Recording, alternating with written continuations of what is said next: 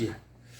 우리가 부처님 하면은 그 2500년의 석가모니부를 이야기하고 그 부처님의 설법을 방편법문이다 이렇게 표현해요. 그때는 이제 부처님 하면은 그 부처님 석가모니불 한 분밖에 없었어요. 그러나 이제 2500년 동안 불교가 흘러가면서 소승에서 대승으로 흘러가면서 이제 제불이라는 말, 제불, 제자가 뭐 많은 부처란 얘기 아닙니까? 그러나 그 석가모니 불이나 지금 그 불법을 설법하는 자, 우리 불법을 설법하는 자를 우리가 이제 부처라고 그래요. 그래서 부처, 만약 지금 조사들도 부처의 경지까지 올라간 조사 같으면 그것도 제불에 들어가는 거죠. 그러니까 막 대승불교에서는 누구나 할 거 없이 불법을 설법할 수 있는 자는 부처다 이런 이야기입니다. 그래서 뭐 부처 했을 때 우리는 이제 더 이상 석가모니 불을 생각하지 않아도 된다 이런 이야기. 그럼 부처의 설법은 뭐냐? 방편법문이다. 그때의 부처나 지금의 부처나 3세, 과거, 현재, 미래의 부처 다 똑같이 설법은 뭐냐? 방편법문이다. 이 방편법문이 뭐냐? 깨달음에 이르는 설법이다. 이런 이야기 아닙니까? 그러니까 달을 가리키는 손가락이다. 이런 이야기. 우리가 그 수박을 하나 갖다 놓고 막 수박 장사가 막 이런저런서 이 수박은 어디서 따오고 뭐 전라도 저 어디서 따왔고 당도는 얼마나 설탕 수박입니다 하고 칼로 만든 쫙 잘라 자 보십시오 잘 익었지 않습니까 하고 온갖 이야기를 다 해도 우리가 그 설명을 들으면서 이래 보면 저 수박이 맛있겠는데 어떤 맛일까? 어떤 맛일까에 우리가 끝난다. 그 아무리 그 수박 장사가 설명을 잘한다 해도 수박 맛까지는 정확하게 설명해 줄 수가 없다. 그러면 그 수박은 맛은 왜안 자기가 직접 한 입 탁 먹음으로써 수박을 맛을 안다는 거. 그 한 입 탁 먹는다는 것이 뭡니까? 깨닫는다는 거고. 그 깨닫게 해주기까지 가장 가깝게 설법을 펼치는 자, 그 자가 부처다 이런 이야기입니다. 그러면은 지금의 그 대승기 신론을 지금 쭉 제가 공부하면서 느끼는 게 뭐냐? 뭐 대승기 신론뿐만 아니라 뭐 다른 것도 유마경이니 뭐 무슨 경 할 것 없이 이 불법적인 깨달음을 얻기 위한 하나의 방법. 방법은 또 이것만 있다는 건 절대 아닙니다. 우리가 그 등산만 해도 등산에 올라간 경주에 가면은 남산이 있는데 그 남산에 올라가는 코스만 해도 한번 10가지도 넘지 않습니까? 우리 같은 약적회로 일요일날 약적회로 산에 올라가면 길 없는 길로 가기 때문에 내가 걸어가는 길이 바로 등산길입니다. 그러니까 방법은 참 많은데 여기서 우리가 경전에서 말하는 깨달음에 이르는 방법 그 한 가지를 지금 이야기합니다. 혹시나 이 한 가지 방법밖에 없나 이런 생각을 가진 분들한테 도움 주기 위해서 이런 이야기를 했습니다. 깨닫는 방법은 수도 없이 많은데 경전에서 말하는 깨달은 방법을 지금 제가 이야기한다 이런 이야기입니다. 그래서 그 방법이 뭐냐? 우리가 번뇌망상이 일어난다 아닙니까? 우리가 우리 저에게 그 법 가르쳐 주신 분 저 경주에 가면은 백오나 메가마 백원 스님이 계세요. 큰 스님이 이런 이야기를 잘해요. 우리가 탁 접촉하는 순간에 접촉하는 순간에 느낌과 생각이 떠오르면 그게 상이 생긴다 아닙니까?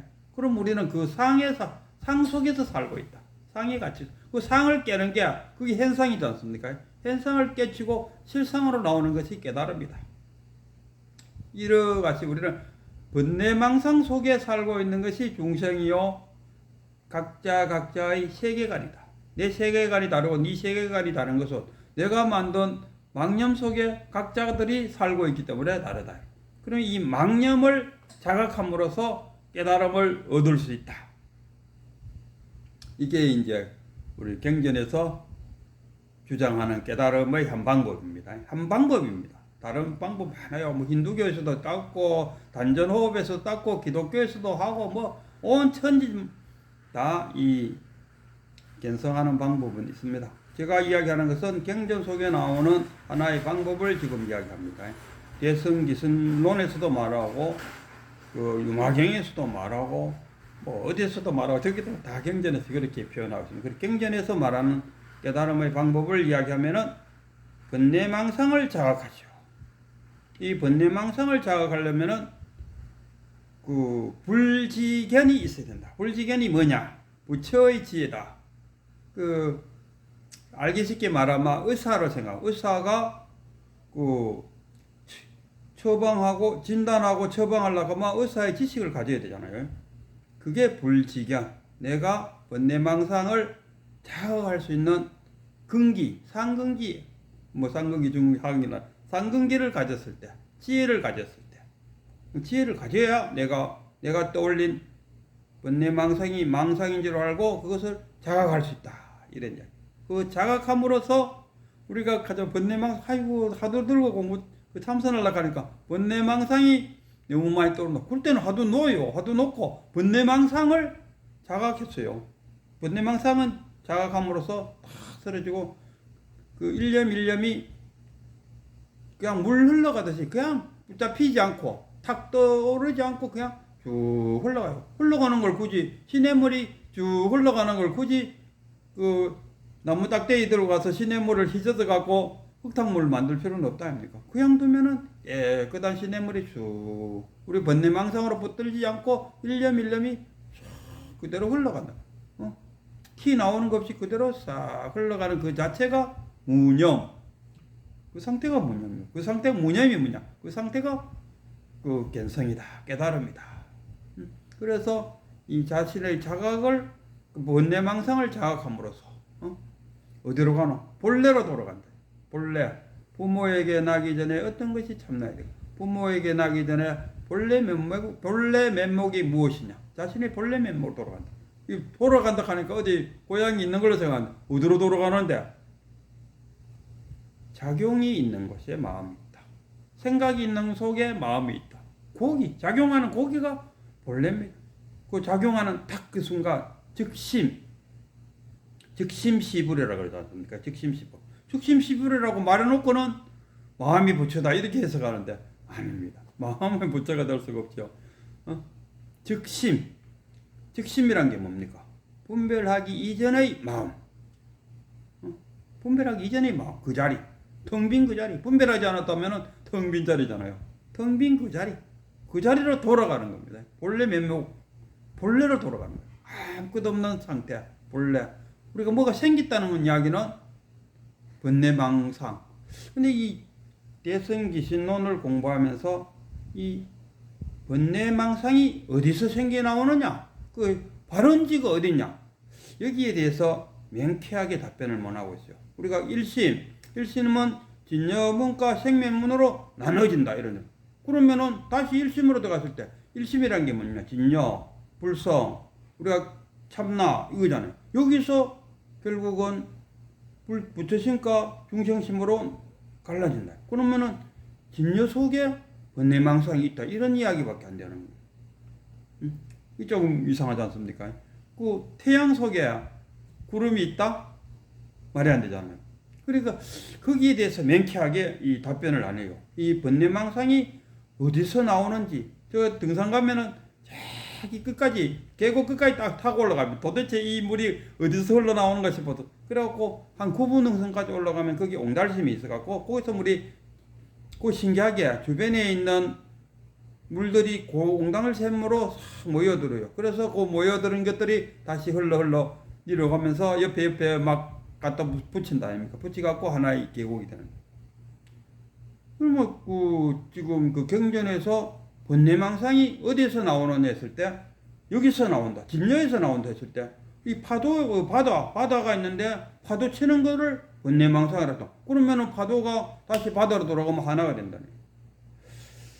그리고 파도 치는 것을 그러면 왜 파도가 칠까? 진여에서 깨끗한 태양에서 어떻게 구름이 나올 수 있을까? 태양에서 구름이 나오나? 아니잖아요. 태양을 쓸고 닦아라. 그 신수대사하고 해능대사하고 그때 그 5조 홍인대사 밑에 있을 때 불법의 대의가 뭔지 지어 올려라 했을 때 그렇게 지어놨어. 그럼 신수대사는 쓸고 닦아야 된다. 그럼 나 해능은 거기에 쓸고 닦을 게 어딨냐고. 태양을 어떻게 쏠고 닦으면 이래 돼버려. 그 본자와 보지 못한 자, 그 참나를 본자와 보지 못한 자, 수박을 먹어본 자와 수박만 본 자와 이 차이죠. 그러니까 학자와 선성의 차이죠. 학자는 학식으로 이야기한다. 그래서 이 번뇌망상이 어디서 나오는지는 별로 그렇게 뭐 답이 없으니까 말을 하지 않고, 이 번뇌망상을 태양이 있는데 태양을 가리는 구름 정도로 생각해요. 그래서 이 구름을 벗겨내면은 그냥 진년은 드러나게 돼 있다. 참나는 드러나게 있다. 이런 식으로 이야기해요.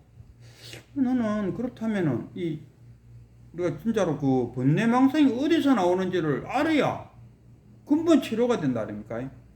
그래서 제가 생각하기에는 그 오온, 부처님이 말한 오온, 색, 수, 상, 행, 식 이렇게 나누죠. 저는 어떻게 나누냐?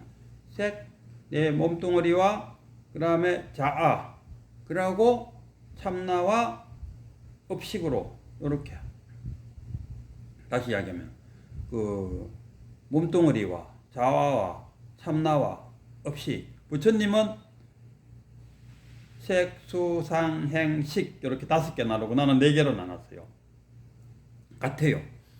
그 같은 거 첫 번째 색이 뭡니까? 몸뚱어리잖아요. 일단 나도 몸뚱어리 똑같고, 그 다음에 수상행으로 했어요. 나는 수상행이 뭐냐? 자아다 이름 하나로 묶었어요. 자아, 수상행, 이게 수로만 접촉하고 생각하는 이것이 무엇일까 생각해갖고 식에다가 던지, 그래서 식이 있어 뭐하니 인식을, 이거 우산이다 하고 딱 인식을 한다니까. 그래서 접촉할 수상행을 나는 여기서 자아라고 표현합니다. 자아. 그 다음에 부처님이 말하는 식, 색, 수, 상, 행, 식 했을 때 이 식은 나는 참나와 업으로 나눴어요. 그랬을 때 이 번뇌망상이 어디서 나오느냐? 자아에서 나온다. 자아가 뭡니까? 자아는 아상, 인상, 중생상, 수자성으로 이루어진 게 자아잖아요. 그래서 저는 색, 몸뚱어리와 자아, 참나와 업으로 이루어져 있다. 그리고 내 몸뚱어리와 자아는 내 몸뚱어리가 있음으로써 자아가 있어요. 이거는 만들려진 거라. 만들려진 거니까 당연히 재행무상, 모였다 흩어지는,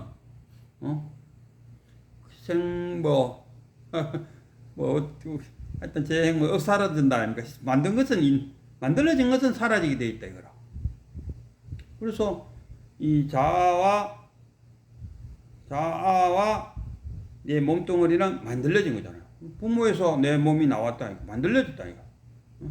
만들어진 것이니까 인간으로 태어났기에 한 100년 살고, 뭐 소로 태어나 한 30년 살고, 개로 태어나면 10년 살고, 뭐 시절 인연에 따라서 그렇게 태어났는데 인간으로 태어났기에 한 100년 정도 산다 보니까 100년 후에는 사라진다. 성주개공이죠. 성주개공 한다 이거. 그러면은 뭐가 남노? 참나와 업이 남는다. 참나는 오감이 없어요. 내 눌려겠지만 이 참나 내 참나 똑같아요. 참새의 참나나 거북이의 참나나 소의 참나나 개의 참나나 나의 참나나 같다. 왜? 뭐 가만히 행동을 한번 보죠. 배고플 때 밥 먹고, 목마를 때 물 마시고, 잠올 때 자고, 그래 하지 않는 어디 있습니까? 다 똑같이 행동한다는. 그게 참나가 같다는 거예요. 우리가 항공기 속에 살고 있어요. 유물론적으로 이야기하면 물고기는 한물 속에 살고 있어요. 이 유물론적으로 말하면. 그럼 유심론적으로 이야기하면 우리는 다 같은 참나 속에 살고 있다. 그러니까 업은 뭡니까? 업식은 뭡니까? 업식도 이번 한 생에 살면서 경험한 것이, 이게 우리가 열애장, 불교에서 말하는 열애장, 장이 뭡니까? 장이 창고를 말하죠. 열애는 뭡니까? 부처의 지혜가 모여있는 곳, 이것이 열애장이잖아요. 우리가 업식이 우리가 8식으로 말하고, 참나는 나는 9식으로 표현해도 된다고요. 뭐 6식, 7식, 8식, 9식 뭐 이러지 않습니까? 전오식. 유식학에서 그렇게 표현하고. 우리가 이 불법을 좀, 그 컴퓨터가 어렵다는 것은 우리가 왜 어렵게 생각하지? 컴퓨터에 필요되는 그 용어를 모르고 있다. 뭐 단축 기능을 좀 알아야 되지 않습니까? 바둑이 우리가 잘 뜨려면 왜 합니까? 정석을 알아야 되지. 불법을 좀 이해하려면 불법에 사용되고 있는 용어를 좀 알고 있어야 된다. 60, 70, 80이 뭔지 이런 걸 좀 알고 있어야 우리끼리 대화가 됩니다. 만약에 깨달음 해갖고 깨달음만 추구하다가 덜큰 깨달았어요. 그거 깨닫고 나면 뭐가 되는 줄 알았어요? 깨닫고 나면은 봉사가 벙어리가 꿈을 꾼 거하고 똑같아요. 벙어리가 꿈을 꿨는데 그 꿈을 꿨는 것을 이야기해주고 싶은데 벙어리니까 말을 못하잖아요. 마찬가지로 이 불법을 잘 모르면은 자기가 설사 깨쳤다 해도 그 깨친 것을 누구에게 전해주거나 내가 깨쳤다는 것을 표현할 수 있는 방법이 없다 아닙니까? 그죠? 수박만 이래 보고 수박에 대해서 이야기하는 거하고 그 수박을 한 쪼가리 먹어본 사람하고는 천지 차이. 그래서 좀 이렇게 알아야 된다. 그래서 저는 이 번뇌망상이 어디서 왔냐? 자아에서 왔다. 우리가 자학하면은 우리가 그 몸뚱어리가 성장해 가면서 내 몸뚱어리를 유지 발전 보존하기 위해서 만들어진 것이 자아거든요. 쉽게 말하면 제 생각에는 자아라는 것은 뭐냐? 내의 활동이다. 내 활동, 내의 활동. 자아가 뭐냐 했을 때 내의 활동이다. 그러면 우리가 내의 활동, 우리가 이 몸뚱어리가 주사풍을 흩어져 버리면 내가 멈춰버리면 그럼 자아도 당연히 사라져버려.